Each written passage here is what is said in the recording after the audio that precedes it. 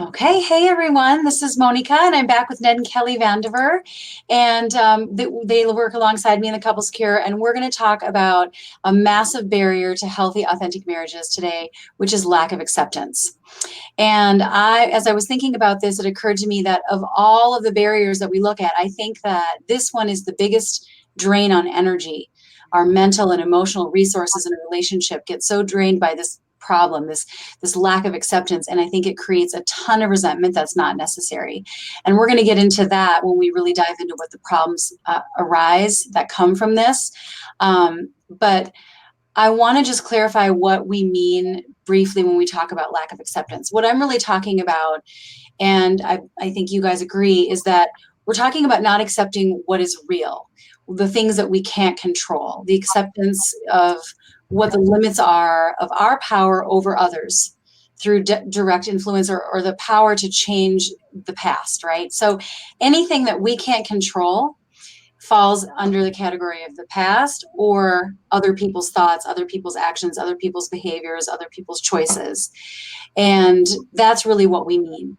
We don't have to accept things about ourselves that we can change, but really accepting things outside of our sphere of influence, that is a big problem in relationships. And I think the reason why this is such a big problem is that people really resist this idea. I find when I suggest that, like, what about moving into a place of greater acceptance? People will say, I feel like that's giving up. I feel like that's just settling. That's being a doormat, or that's just, it gets confused with acceptance of things never changing, acceptance of the status quo. And that's not it at all. What we're going to talk about is how acceptance can be used for transformation, actually. But first, we have to get to this reframe around what it really means, and that we actually move into greater power when we have acceptance. That's the irony. When we move our energy away from arguing with reality, then we can see fully, and for the first time, and in a way that's only possible once acceptance has occurred, the agency and power that we really have. And it's kind of power that can't ever be disturbed by anyone else. It can't be taken away or impacted by anyone else. So that's actually the best kind of power. So that's hopefully what we're going to help you guys access by the end of this talk, or at least get those seeds planted and give you some ideas of how you can get the ball rolling on this in your own life as a process. Because it really is an opportunity to heal ourselves and change our limiting beliefs and show up as our best self in our relationships, which is really, the inside out approach of healthy, authentic marriages. So I'm excited to have you guys with me again today. And we're going to talk about why lack of acceptance is such a problem, how that actually shows up in our relationships, what acceptance truly is when we decide we want to move into it, and what you can do to get better at it or reframe it for yourself. So what are the biggest problems that come from lack of acceptance that you guys see in relationships? Well, I'm just going to stack on what you just said, Monika, with, the power. The best kind of power is really when you're able to take 100% full ownership of where you're at in your life, and particularly what, we work in the relationship space or in your relationship. You have to take full ownership. And Ned and I call it waking up to the truth of who you are, waking up to the truth of you, and really uncovering your own flavor of dysfunction, because we all have those parts of ourselves that are really hard to look at. Mm-hmm. And so we tend to, as human beings, and we've said it many times before, look outside of ourselves for the reasons for why we're having problems. And so in relationship, we look outside of ourselves and look at our partners typically as the reason, and it's your fault, and really externally focused on the old narrative instead of holding up a mirror and looking at yourself. Right.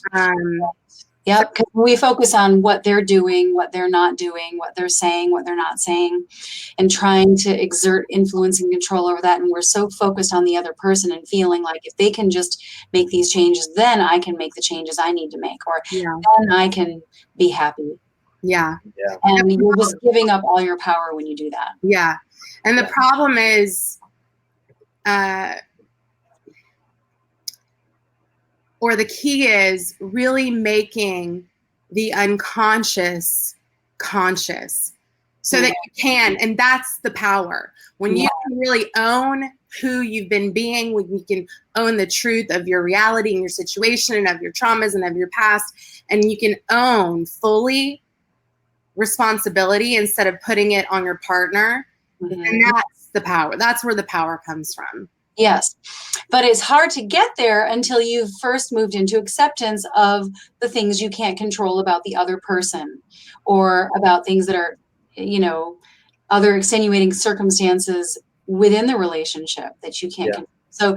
So a lot of people have a hard time making that leap of acceptance means more power, right? So I think that's, you know, the problem with it is that you are making yourself a victim. Obviously, you're disempowered because you're just waiting for something else to change. Right. But it's only because you're just not understanding that it is only through acceptance that you actually would have any capacity to make changes.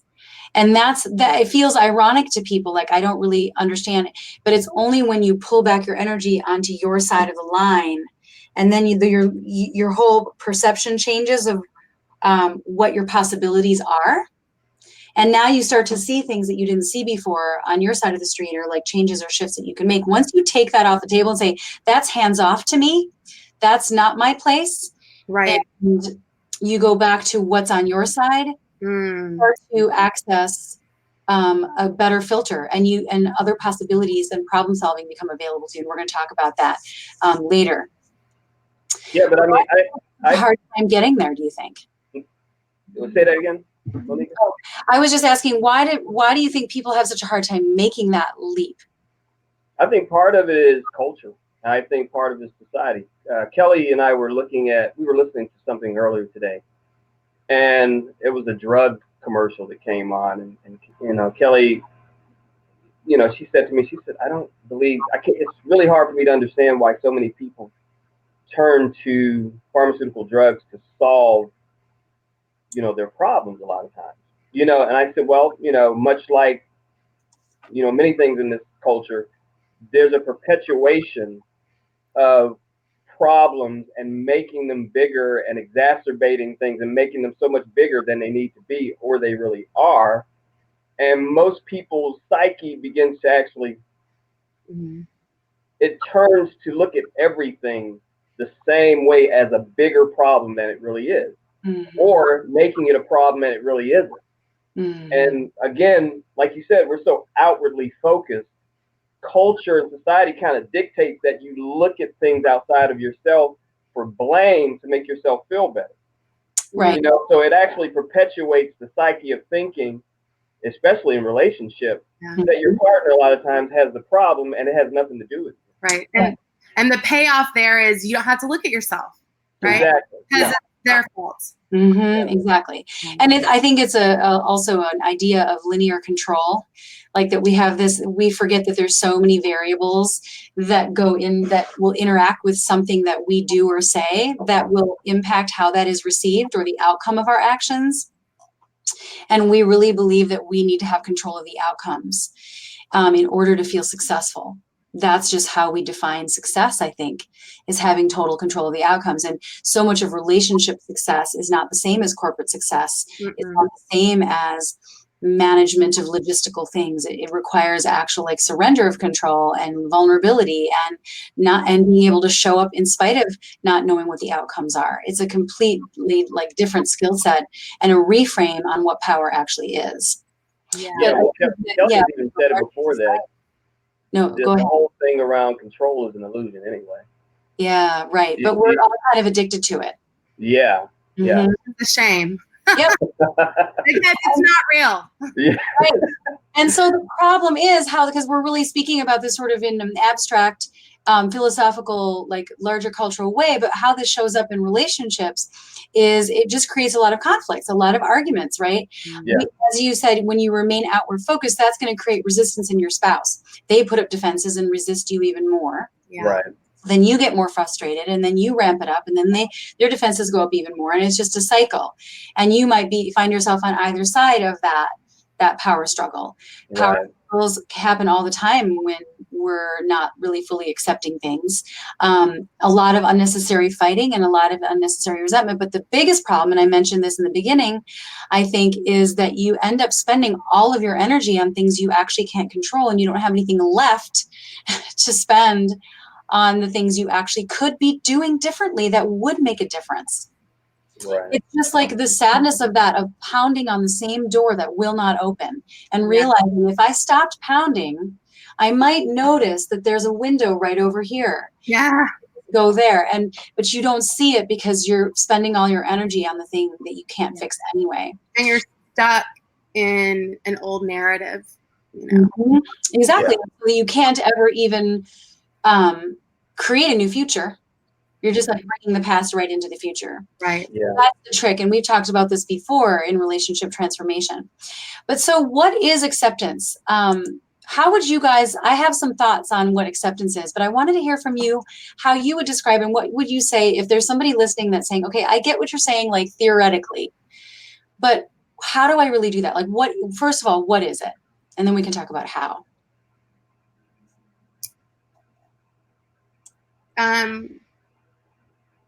Like, what is acceptance, or how can you recognize it? How can you recognize when you're not in acceptance? I think either one, actually. I think it's good for people to know how to recognize when they're not in acceptance. Yeah. That you could start there. But I do think it's helpful to look at what do we think acceptance is, so people can set their intentions around that. Yeah. I was just wanting to hear if you had some thoughts on that first, and then I'll share with you what I had. Yeah. Again, I think acceptance is having the willingness to really look at yourself and stop blaming. It's when and you notice, and we've done a really great episode, by the way, on triggers and your partner triggering you and how it's a gift. And I've had clients get mad at me, right?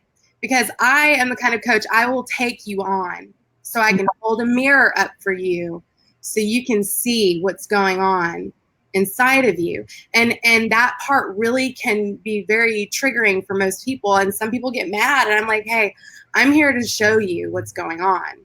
I'm here to make you self-aware. And so when you find yourself getting triggered, and the same thing with your partner is there to trigger you. Because the trigger is what shows you you've got some unhealed stuff that needs tending to. And so you notice yourself in the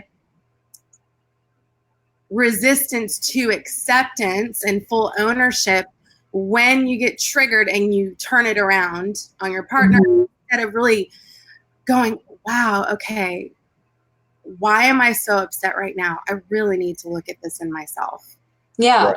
Well, and acceptance then in that situation, what you're describing is to go, all right, my spouse chose to respond that way. Yeah. That's really triggering to me. Acceptance is accepting that they did that. That was their choice. Now what? So like, lack of acceptance is trying to get them not to respond the way they're going to respond.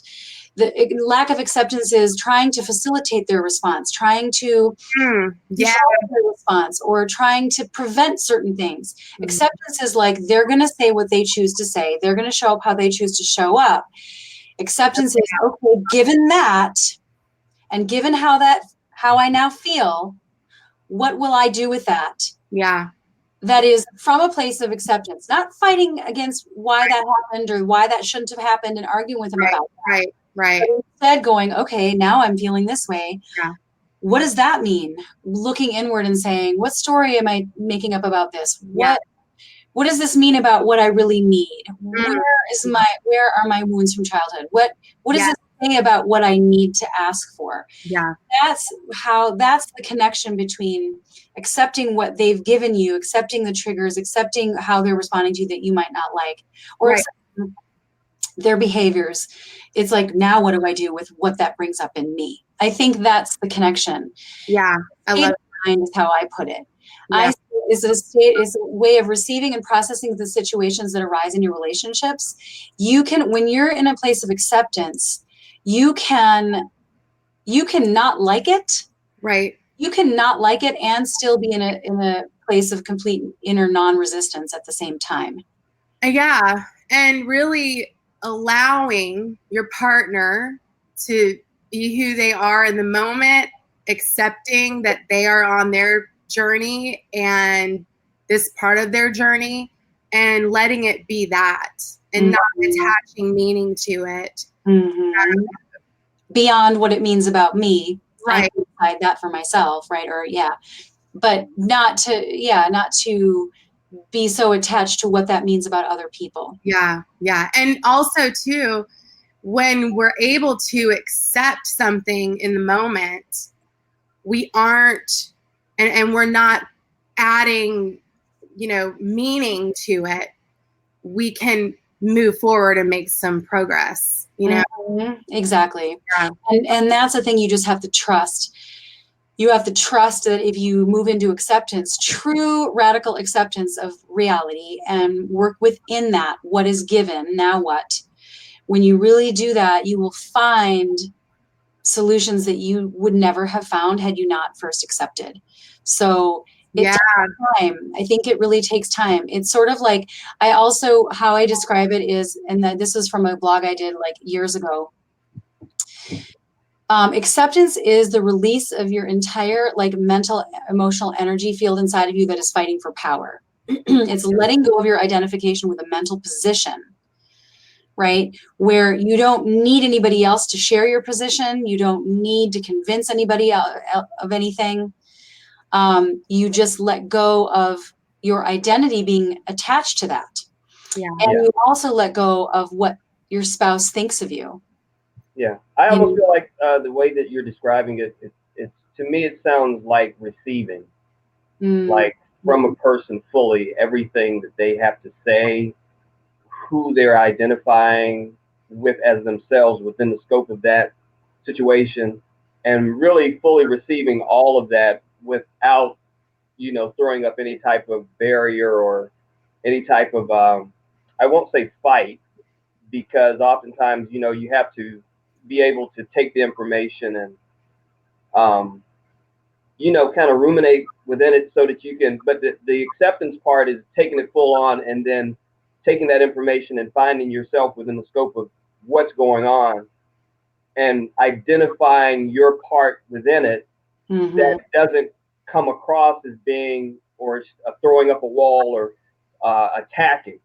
And I think that's part of where we're moving into what we're talking about with this discussion is the release that comes from being able to accept fully who someone is and being able to identify with who they are showing up as so that you don't really take offense to it.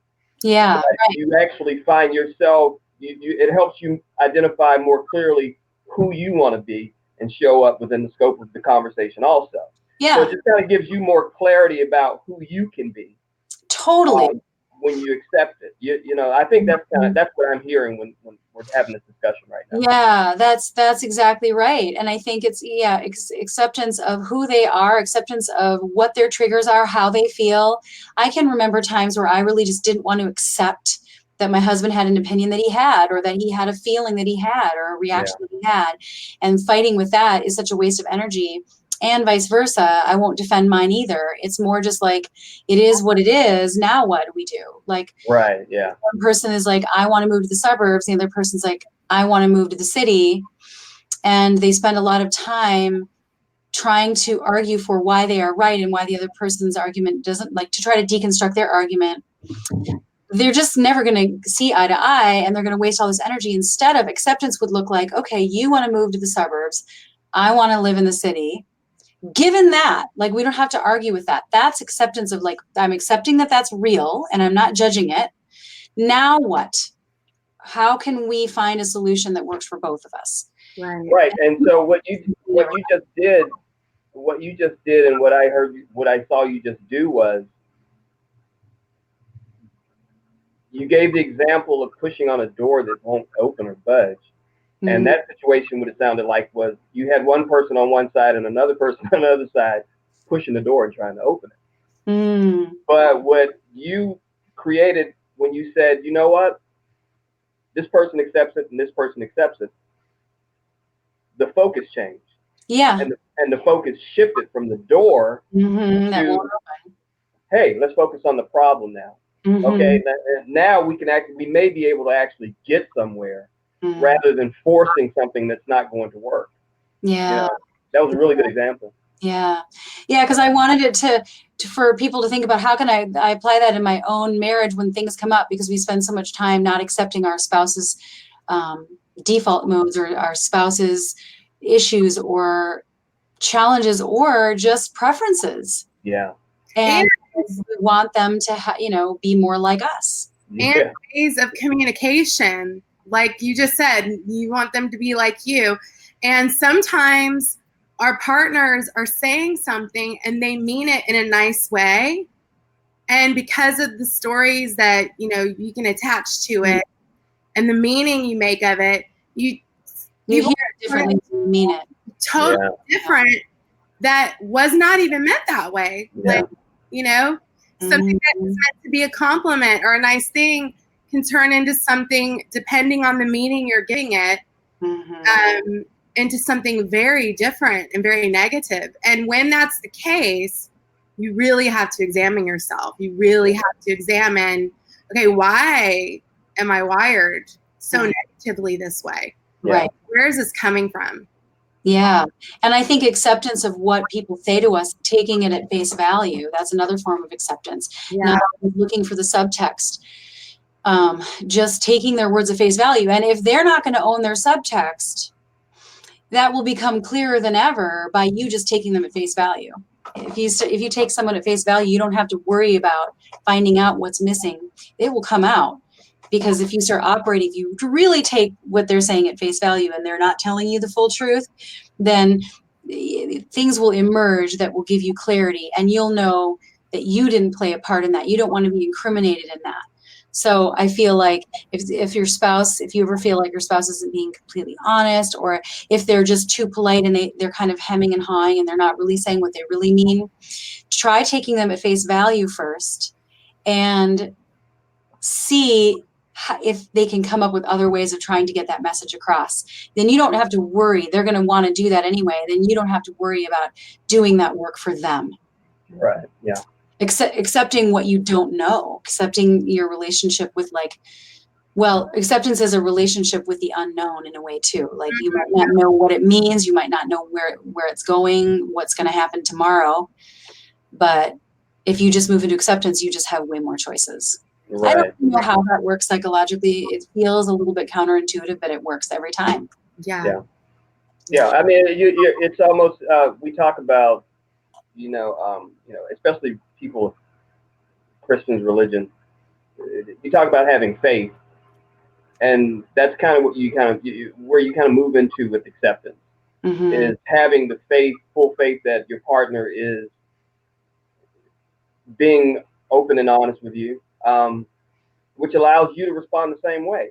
But if you can't fully accept that at 100%, that's where you begin to, see the problems emerge. Like Kelly gave the example of hearing things differently, because you were playing from a narrative that, has played out, so to speak. So you kind of you want to start on new footing whenever you're talking about having going through any type of transformation, going through any type of just creating new dialogue with your partner. Anything that you're doing new, you never want to come from an old narrative, what we call an old reel, because so many people get caught up in these, played out reels that are just, just keep them in the same place. Yeah, I mean, they stay there in this place. So, again, it affects what you're looking at. Yeah. And how you view what you're looking at and how you hear it. So if you come from a clean lens, so to speak, it'll give you a lot more room to play and possibly enjoy yourself, Yeah, absolutely. Yeah. And openings occur that wouldn't have been there. Yeah. possibilities for connection and love that happen organically in the moment when you're not imposing that. Yeah. Yeah. Acceptance. There's what you said a couple minutes ago, Monika, when you said something along the lines of like really having a relationship, building a relationship with the unknown. Yeah. And I look at that as keeping a really open mind. And Byron Katie has a great quote that I can't probably say it perfectly, but it's some version of like, until you have an open mind, you can never have an open heart. Yeah. And having an open mind is the key to being able to open your heart. And so, babe, do you remember it? It's I remember that, right? Yeah, I mean, yeah, he's just making reference to, our. That makes sense. Yeah, you have to be able to create the vision of understanding, and like the word we're using, acceptance, so that thought can move through your body to your heart, so that you can open up to a person fully. But if you stay closed here and you will not let anything in, you're never going to have the love that you want. Not ever. You want. Yeah. So what can people do then to move into more acceptance? What advice can we give people who are struggling with that right now? Like, how do I move it? Because how do I accept what I don't like? How do I accept the unacceptable? My first answer to that really would be, sorry, I asked you and now I'm going to answer. I think that you have to, now I totally lost my train of thought. It's okay. It's all good. Yeah. So I think that the first thing is to remember that if you really want a transformation, if that's really what you want, right? Like you have to understand that all transformation begins with acceptance. Mm-hmm. Yes. And when you, and so that's where you start. Like if you want it, you have to understand that it begins here. So first you have to just set your intention to be willing to know what that feels like and to enter that territory, even though it might seem kind of scary. Yeah. And I remember what I was going to say in terms of how do I accept the unacceptable? You do have to do a little soul searching and figure out, like, what are my bottom lines? Maybe there are things I cannot accept. And then I have to make some hard choices. Sure. But assuming that it's not enough to leave someone over and you're not dealing with a deal breaker. You want to be able to not only set your intention to move into acceptance, but just to be willing to play around with what that really feels like. What would I do? How would I feel? Or what would I do if I truly accepted that, even though I don't like it? Yeah. And remembering that you don't have to like it to accept it. It doesn't mean that you're okay with it, but it just means that you're not going to make everything contingent upon it. Yeah, you can do both. You can like it and accept it. You can you can be many things at once. I know, yeah. And you can hold all these emotions at once. It doesn't, I think we put pressure on ourselves to be like, I can't tell how I'm feeling. I can't tell if I feel this way or this way, but it might be both. And so you can simultaneously not like it and still accept it and then move on with your day and then stay open to another moment of opportunity for connection. It's all about building the positive in your relationship. Yeah, and I think the other thing, it might be number 2. I don't know if you're getting ready to say it, but I think the other thing is to learn how to move your attention from, your partner so much, but more to yourself. Yeah. Learn to start looking more inward rather than outside. Mm-hmm. And try to come from that place first. Mm-hmm. Again, when we're talking about acceptance, we're talking about faith. And oftentimes I think some people don't have much faith in themselves. Mm-hmm. Right. And we probably talked about this a couple times in some other, live stream, but we oftentimes see that, again, many of the problems that people have come from within themselves, and their inability to be able to look at themselves within the scope of a problem a lot of times is the biggest problem. Mm-hmm. It's so true. Yeah. Once you trust yourself and you have that self-knowledge, it's so much easier for you to accept other people and their flaws. Yes. Yeah, totally. It's necessary. Like to have the compassion, right? You have to. And you can accept theirs. Yeah. So I also think the other thing you can do is, like you were saying, Ned, is to observe your defenses when stuff comes up, observe reactions, Yeah. Catch and yourself. ask yourself the question. There's a couple questions you can ask yourself. What do I think? What do I feel? And they're different. And it's important to separate those. And what can I do? Mm-hmm.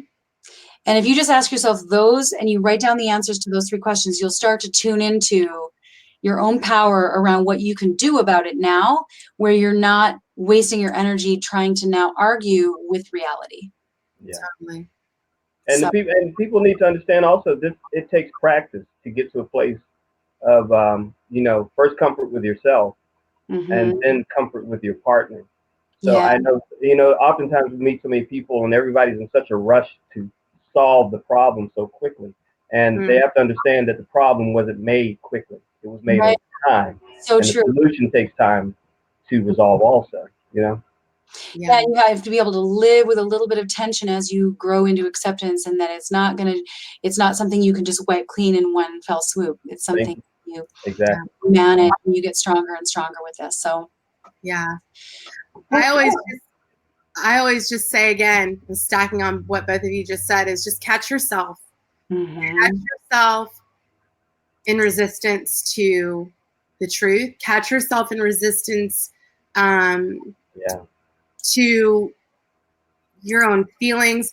When you're feeling hurt or offended by your partner, those feelings come straight from your childhood experiences. So you really have to start looking at that and start catching yourself in those old narratives, and then do exactly what you just said, Monika, is you like stop and you have to start asking yourself different questions.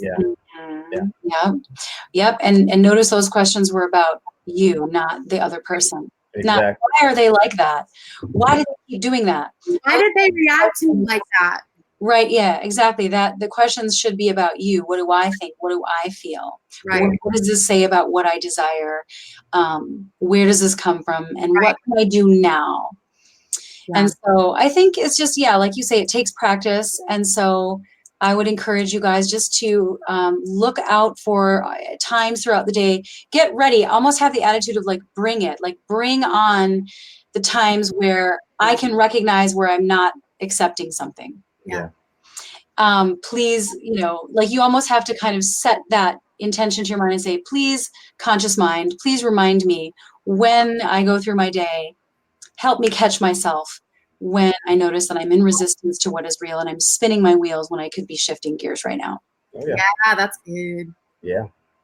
So I guess that's it for today. If you guys are looking for help around this stuff, if you're trying to navigate and figure out if what you're grappling with acceptance around is a deal breaker or not, if it's like a big life values issue, or if it's just a management piece within your own self and you're looking for support, you can book a call with us at monikahoyt.com/talk. And we'll just do a deep dive into your relationship and look at what your barriers around acceptance are and look at the larger context of the relationship and hone in on additional barriers that might be connected to that. And then if we can help you, we will let you know. If we cannot help you, we'll let you know that too, and we'll support you in finding the right person or the right resources and connecting you that way. But either way, we're here to answer your questions and talk to you to find out if that would be helpful to you. If you have questions about the live stream, you can certainly add them to the comments below. And we will go back through and answer them. I do actually see a comment here. Do you see that question? Yeah, it's from Tony and Shannon Valentine. I know marriage is work, but it feels very exhausting to always try to think, wait, maybe he meant it this way. Did I say that right? Should I back off the subject? Does he say that from a place of love? When does it ever just get said, thought, or taken the correct way? Well, my answer to that is,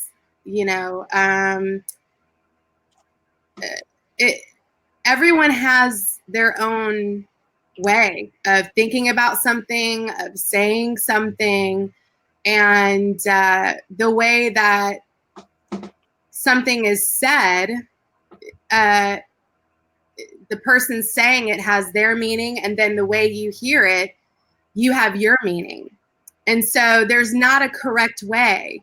You know what I'm saying? Like, there's not this, Terry Real always says, there's no such thing as objective reality in relationship. There are two realities. There's your reality and there's your partner's reality. There's no such thing as objectivity. There's not. Yeah. Right. So there's always a filter. And what I would say about these questions is, the question is, if you have to think, wait, maybe he meant it this way. Did I say that right? Kind of second guessing yourself. Should I back off? What does he mean? Like when he says that, though, that's engaging things you can't control. Right. Oh, acceptance in this situation would be just to turn inward and say, what story am I telling? What interpretation am I making? What feelings am I having? What emotions am I having? And what can I do? So an answer to that question could be, what can I do to understand this better? Like maybe you'll find that what you really want is to understand better. Right. So then, well, what can I do? I can get curious and I can ask him questions and get some clarity. And then you're using what you actually can do. Right. Clarity on these things. But if you're only staying in the realm of kind of trying to second guess it, right, then you're never actually taking empowered action. You're just trying to manage something that you can't know, that's outside of your control. Right.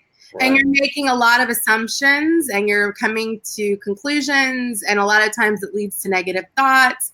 And so to eliminate all of that, you just ask your partner, okay, so baby, when you say this, what do you mean by that? Right? Getting curious. Mm-hmm. What do you mean by that?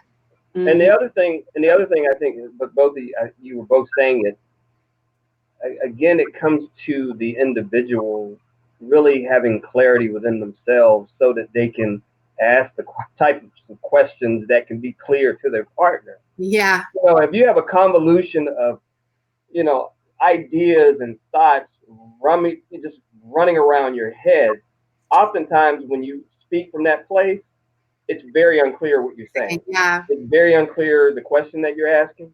And oftentimes you can come from myriad directions and places that will ultimately confuse your partner even more. I see it and I hear it all the time. So really the idea is to just really get clear on what you want from your partner, mm-hmm. how you can best show up to ask the question, okay, from your partner in a way that they would want to respond to you. Yeah. Okay, because oftentimes we just need to mirror the way that we want our partner to respond to us. We just need to show up that way. Yeah. Okay? Yeah. And if you don't want someone to be combative, don't show up that way. Don't ask a question from a place of defense or, you know, being antagonistic. And don't beat around the bush. Yeah, I mean, just come from a clear place and ask from a really real clear place of true, genuine concern and really wanting to know. Yeah. You know, and like curiosity, you know, and when you come from that place, I think a lot of times people will drop their defenses and really want to speak to you because, you know, what they feel from you is, oh, they really want to know what I'm saying. They're really listening. Right. You know? They want to make sure they're not misunderstanding me. Exactly. Right. Yeah. Yeah, that's a gift to your spouse, for sure. Shannon said, I think I analyze his responses more than I should. He tells me I take everything and turn it negative. Mm-hmm. So are you turning things negative? You know, can you see truth in that is what I would ask myself. And then look at that. But usually my side comes from the fact it happened before repeatedly and I expect that again. Right. And if you keep expecting it, it's going to keep happening. Exactly. It's tricky, yeah, because it is usually based on something real, but then it can't ever be different if we hang on to the past, then it can't be different in the future. Right. Yeah. So that's correct. But if you move into acceptance of what has happened, but also being able to accept what's happening in the present moment, and if there's lack of clarity, really just finding out what do I need to know and asking, rather than trying to figure it out inside your own head. And then asking yourself always, what story am I telling myself about it? Because you can't control how they say something to you or what they say to you, but you can have power and control over making sure you understand their intentions of what they do. Yeah. Right. Yeah. Very good. Well, so that's awesome. You guys keep the questions coming if you have more. If you know anybody that can benefit from this group and the live streams that we do, go ahead. You can add them to the group, or if they're already in here, you can tag somebody that you know that could benefit in the comments below. Absolutely. Thanks, you guys, for joining, and I look forward to seeing you all next week. Bye. Have a good rest of the day. Bye.